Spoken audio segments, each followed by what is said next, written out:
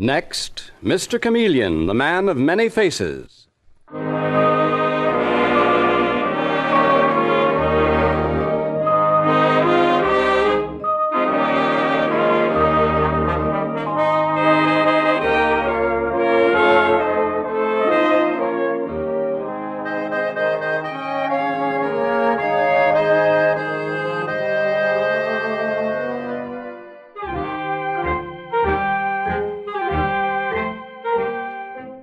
Tonight, we again present the famous Mr. Chameleon of Central Headquarters in his most famous cases of crime and murder.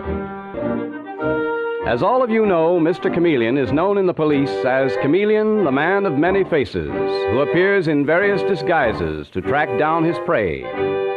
The audience always knows who Mr. Chameleon is, but the criminal he is tracking down seldom does. Tonight, we give you Mr. Chameleon and the case of murder and the House of Whispers.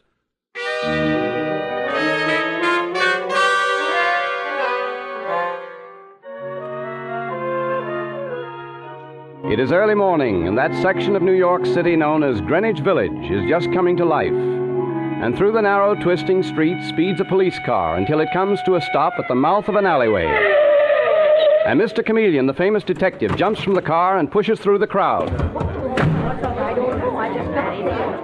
Will you let me through here? Let me through, please. Hello, Officer Casey.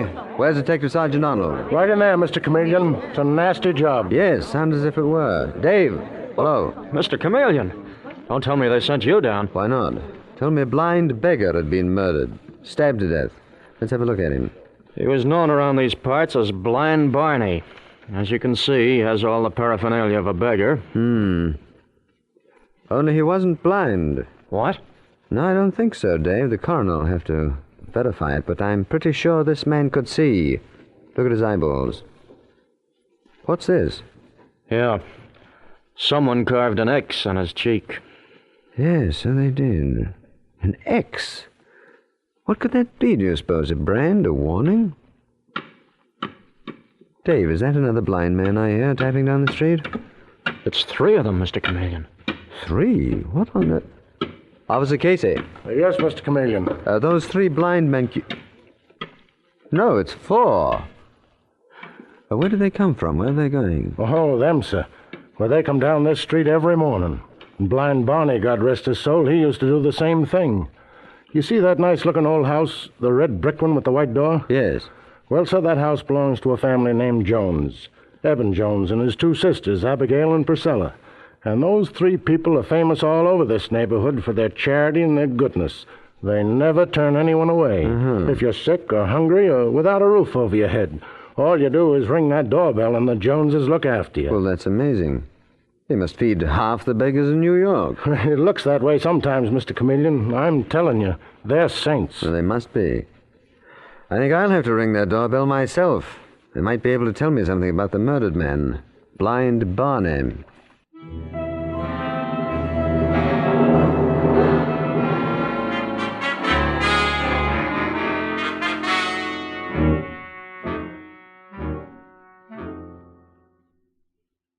Mr. Chameleon, this is a horrible shock. That poor beggar, Blind Barney, has been coming here for years. He always seemed the soul of gentleness.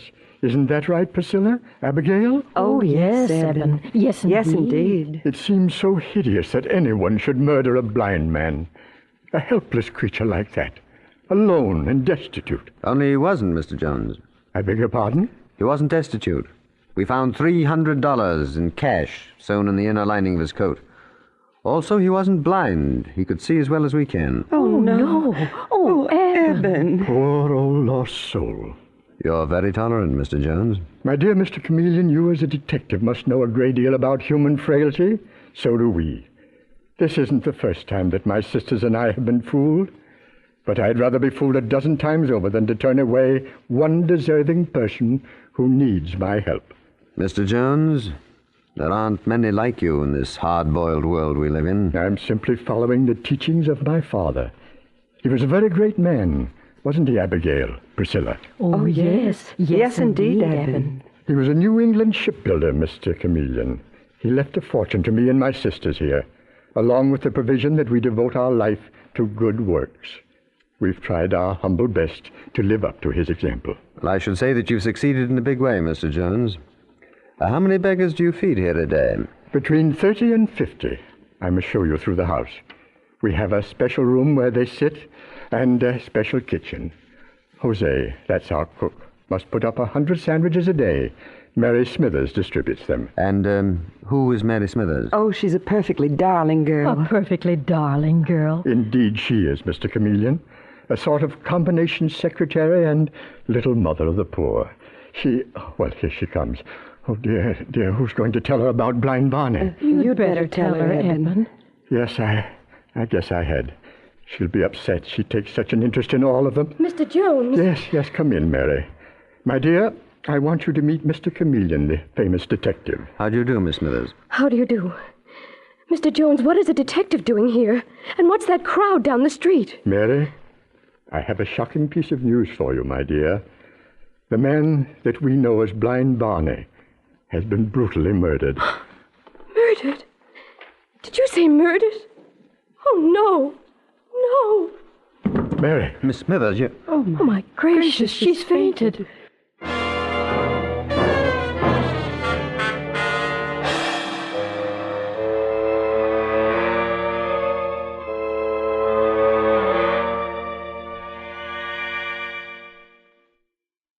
I told you, Mr. Chameleon, that Mary would be upset. I hardly thought she'd be so upset that she'd faint, Mr. Jones. She'll be all right in a moment, and then you can question her. Meanwhile, if you're interested in seeing our house and how we care for poor people... Yes, I am deeply interested. You're doing a wonderful work here, Mr. Jones, you and your sisters. My father always believed that charity should have the personal touch. Mm-hmm. Now, this is the room where they congregate, waiting to receive food or money. They speak very softly, don't they? Almost in whispers. So they do, Mr. Chameleon. And this is the kitchen. That's our cook, Jose, talking to an old derelict known as Simple Sarah. Also whispering, I see. Is that a rule of the house? I beg your pardon? Oh, here comes Jose. Jose, I want you to meet... I know. A cop. A dirty, meddling cop. What does he want? My dear Jose... Does he think that somebody here bumped off Blind Barney? Because if he does... well, he knows what he can do about it. Mr. Chameleon, I'm very sorry. I hope you'll excuse it. Jose has a strange background. Criminal? Well, semi-criminal. He came to me down and out, and I gave him this job as cook. I have every belief that we'll rehabilitate him eventually. You have great faith in humanity, haven't you, Mr. Jones? Great faith. No one can take that away from me. What was that? Good heavens. Sounds like Mary Smithers. Come on. Miss Smithers. Yes, Mr. Chameleon, I'm really frightfully embarrassed. I didn't mean to scream. But my dear child, what was it? Oh, hello, Jimmy. Hello, Mr. Jones. I'm afraid it was all my fault. No, it wasn't, darling. You just startled me, that's all. Mr. Chameleon, this is my fiancé, Jimmy Condon. How do you do, sir? How do you do? Are you in the habit of startling your fiancée to such an extent that she screams? Why, no, sir. No, it was all my fault, truly. I'm a silly, neurotic girl. I must be, Mr. Chameleon. First I faint, and then I scream. Well, at that, I prefer a good, healthy scream to a lot of furtive whispering. But about that fainting spell, Mary, why were you so shocked to hear of Blind Barney's death? Why shouldn't she be, Mr. Chameleon? You're probably hardened to murder, but Mary isn't. I'm asking her, Mr. Condon. Mary, why should the news of Blind Barney's death shock you so deeply that you'd fall in a faint? Mary, please, if you know anything at all, if you even have any suspicions, tell Mr. Chameleon. No, I don't know a thing, Mr. Jones. I have no reason at all for fainting. Just a case of silly nerves.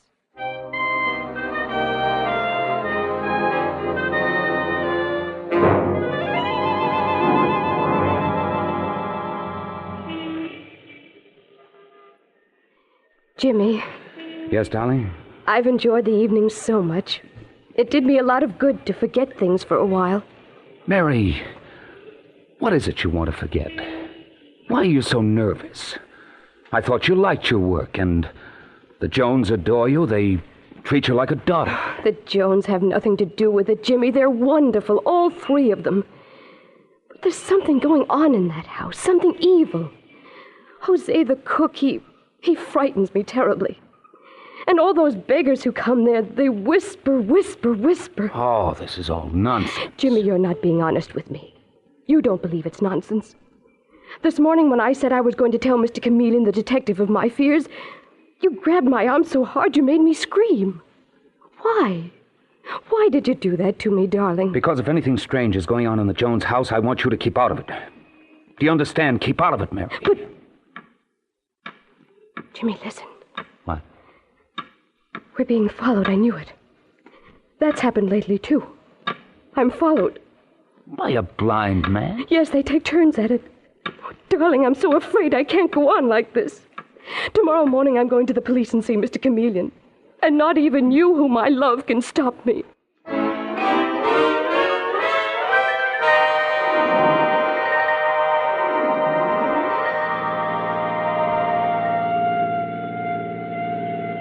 Mr. Chameleon, I demand to know where I'm being taken. I demand to know what this is all about. You'll find out, Jimmy, in just a moment now. You still haven't told me where you were last night. Of course I told you. I had dinner with Mary. And then? I took her to the movies. And then? We took a walk. We had a cup of coffee at a place on Sheridan Square, and I brought her home. Then? I went home. As you know, Mr. Chameleon, I'm a bookkeeper at a dress manufacturing house, and We're stopping. Mr. Chameleon, this is the Jones house, and what's all that crowd doing around the entrance to the basement? I'll show you, Jimmy. And don't try to get away. There. That is the girl that you were supposedly in love with. Mary. Mary. Mr. Chameleon, she's not dead. Her body was found here early this morning, stabbed in the back like Blind Barney. Died between 3 and 5 in the morning. Oh, no. Another point of resemblance. As you can see, an X was carved in Mary's cheek. Jimmy, what does that mean? Have you any idea? Me? No, you don't think that I did it. I was home and in bed. I can't prove it, but I was. I'm afraid you'll have to prove it. Jimmy! What? Jimmy! Mr. Jones. Oh, Jimmy, in the name of heaven, did you do this terrible thing? No, I swear it. Don't lie. If you killed Mary, if you suspect who killed her, if you think of any reason why anyone should murder that sweet girl, say so now. Confess, Jimmy. Confess, my poor boy, for the good of your soul. I have nothing to confess. Mr. Chameleon, believe me. I'm sorry, Jimmy, but I don't believe you. We'll have to take you down to police headquarters. I am thoroughly convinced that you have a great deal to tell us. I didn't do it. I tell you, I didn't do it. There is a sign over my desk at headquarters that says the innocent must be protected, the guilty must be punished. And it means exactly what it says.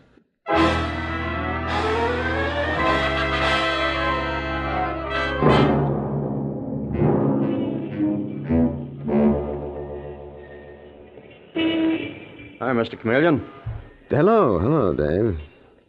Everything under control? Yeah, Jimmy Condon's being held as material witness to Mary Smither's death. But we can't get a thing out of him. He says he didn't kill the girl and he doesn't know a thing about it. Mm-hmm. Say, the commissioner's pretty anxious to see you. Yes, I've been standing here fascinated, watching the beggars troop into the Jones house all morning long. Been quite a procession. I think I'll have to join it. You mean you're going into the Jones house disguised as a beggar? Oh, not as a beggar necessarily, just an old derelict. I want to get in there. I want to circulate among them, see if I can't hear what the whispering beggars in the House of Whispers are saying.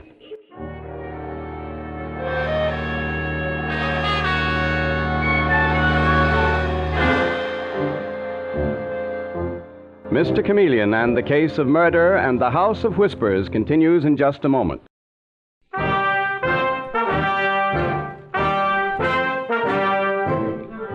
And now back to Mr. Chameleon and the Case of Murder and the House of Whispers. It is the following morning, and in the office of the police commissioner, the commissioner and Detective Sergeant Dave Arnold are talking together, and Dave is saying, Look, Commissioner, you know as well as I do that Jimmy Condon murdered Mary Smithers. He sits there in his cell and he won't open his mouth. Why?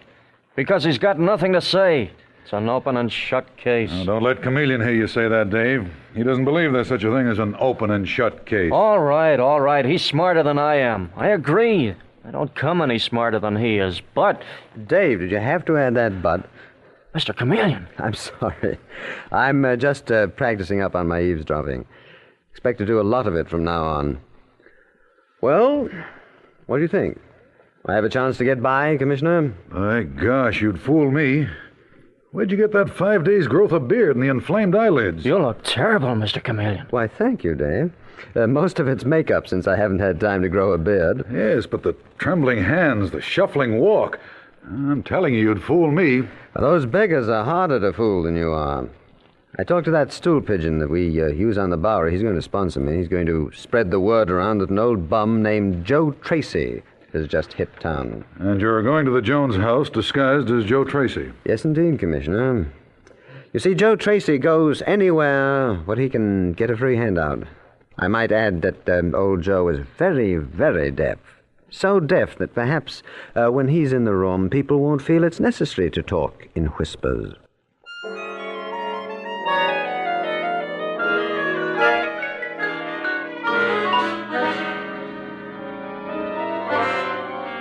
And now, Mr. Chameleon, disguised as the very deaf beggar, Joe Tracy, is talking to Abigail Jones. Heard about you, ma'am. Minute I hit town. You and your sister here and your sainted brother, Mr. Eben Jones, is it? That's right. That's right. I'm Miss Abigail Jones, and this is my sister, Miss Priscilla. Beg pardon, didn't catch that. I said yes. Our name is Jones. Oh. But we've never seen you here before. What's that? We've never seen you here at our house before. No. The old Joe Tracy's been traveling around the country. But a pal of mine, Smiley Evans, told me to come here. Said you handed out sandwiches every day at 11 o'clock. We do. Well, can I join your club? We've tried to be very careful about who we take in since poor little Mary lost her life, but... All right. Follow me, please. Thank you, Miss Abigail. Thank you. 1,000 blessings on your head. You'll wait in this room, please, with the rest of our friends. Jose, the cook, will take care of you. Jose. Yes, Miss Abigail. This gentleman is new here. He was sent by Smiley Evans. Please see that he's taken care of when the food is given out. He's also very deaf. You have to shout at him. Yeah? So you're deaf, are you? And Smiley Evans sent you, huh? I always thought he was a stool pigeon. Huh? What'd you say about Smiley Evans? Oh, so you heard that, did you? I say you heard me mention Smiley Evans. Yeah. No, I didn't, but I can do some lip reading. When you mentioned Smiley Evans, I got that fine. Did you also get it when I said I thought Smiley was a stool pigeon? A spy for the police? Smiley? No, is that a fact?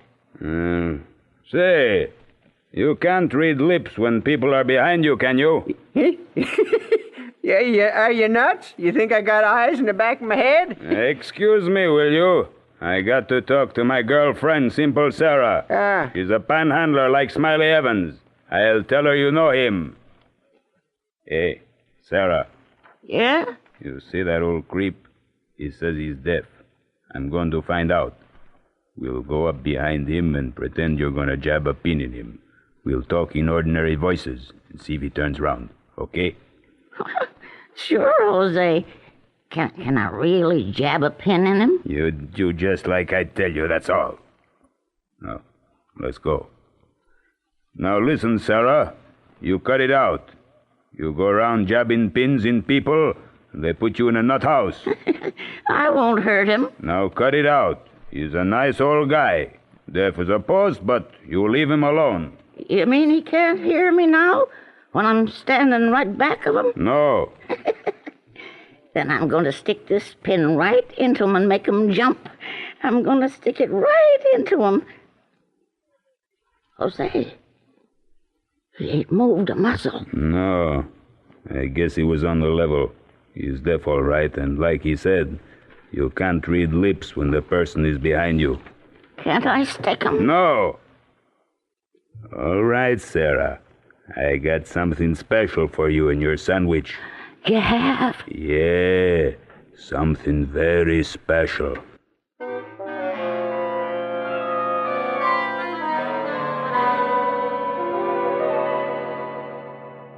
So I won the first round, Commissioner. Jose the cook was convinced I was deaf, and when Simple Sarah got in line to pick up her sandwich, I was right in front of her. I distracted her attention and switched the sandwiches. And look what I found hidden in the meat spread. What is it, Chameleon? A little packet of white powder. What? Mm-hmm. Narcotics. Dope. Exactly. How is that for a tasty morsel? The darndest sandwich I ever saw. That explains why we've picked up so many drug-crazed killers lately. So that's the way the dope's been circulating, through the beggars and the derelicts. Using a man like Eben Jones and his sisters for a front. Using their home as a clearinghouse for that rotten traffic in dope. Well, we'll take care of that, and fast, too. No, wait, Commissioner. Huh? Before you pick anyone up, Simple Sarah or Jose, But Chameleon, don't you realize that Simple Sarah must have already reported that you got the sandwich that was intended for her? Of course I do. They're on guard. They're on the lookout for me. Yes, and they'll waylay you and murder you the way they did Blind Barney and Mary Smithers. Who will? Simple Sarah? Jose?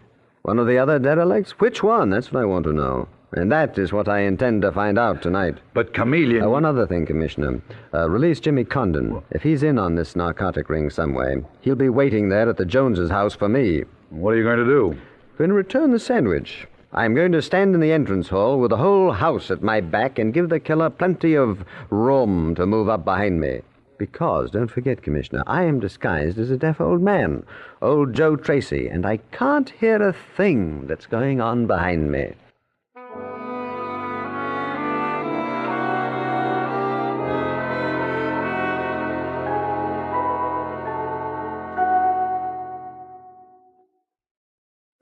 I thought I'd come and tell you, ma'am. Miss Abigail, ain't it, Miss Abigail? Yes, I'm Miss Abigail. Yeah. So I thought I should come and tell you, seeing you've been so kind. Don't want you to get in no trouble with the police or nothing. The police? Sure, you and your brother, Mr. Eben Jones, you're angels from heaven, but there's somebody in this house that... I ain't talking too loud, am I? Well, you're not exactly talking quietly, Mr. Tracy. And I still don't understand what it is that you want. It's so late at night. Yeah, I know, Miss Abigail. I'd have come sooner, but I couldn't get uptown. Anyways, here's the sandwich Jose the cook gave me by mistake. So he came, Eben? Yes, Priscilla. I thought he would.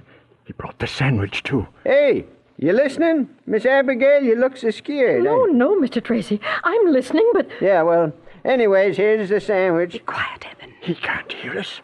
He wouldn't hear us till we're on him. See, Miss Abigail, there was a package of powder in this sandwich, and that powder, I knew what it was right off. Now do it. Now, Eben. No, we're not close enough. So, I says to myself, got to warn the Joneses so they can get to the police, 'cause someone in this house of yours, Miss Abigail's running a dope ring. In fact, they're standing behind me now. They intend to kill me. No! The way they killed Blind Barney and poor Mary Smithers. No! Dave! They turned out the lights. Are you okay? You okay, Dave? Yep. I've got him, too. So have I. All right. No use struggling. I'll use this gun if I have to. Turn on those lights, Miss Abigail. You don't, so help me, I'll shoot. There. That's better.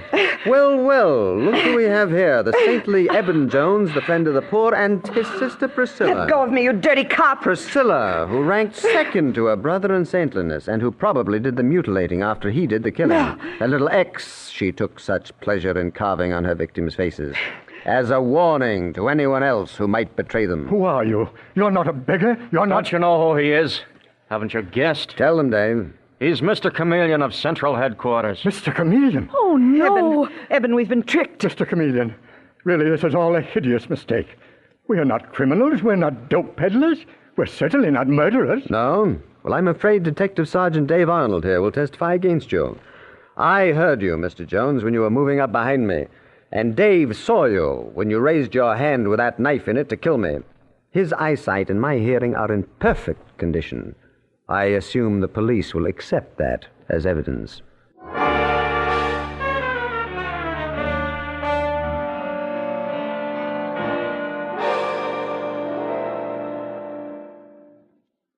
So Evan Jones and his sisters finally confessed, did they, Mr. Chameleon?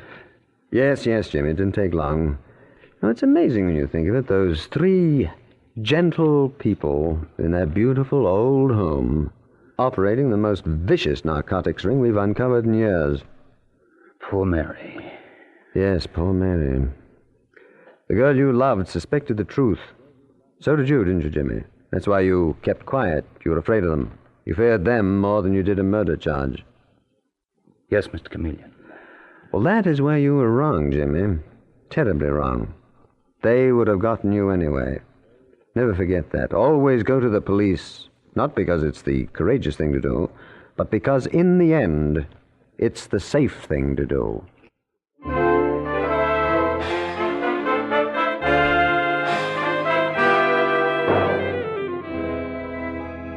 And with these words, Mr. Chameleon concludes tonight's murder case.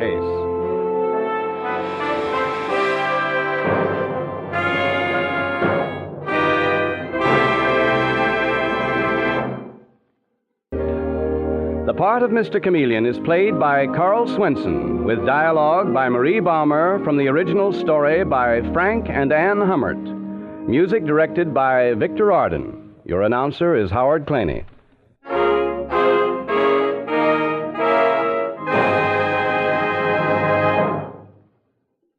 This is CBS, the Columbia Broadcasting System.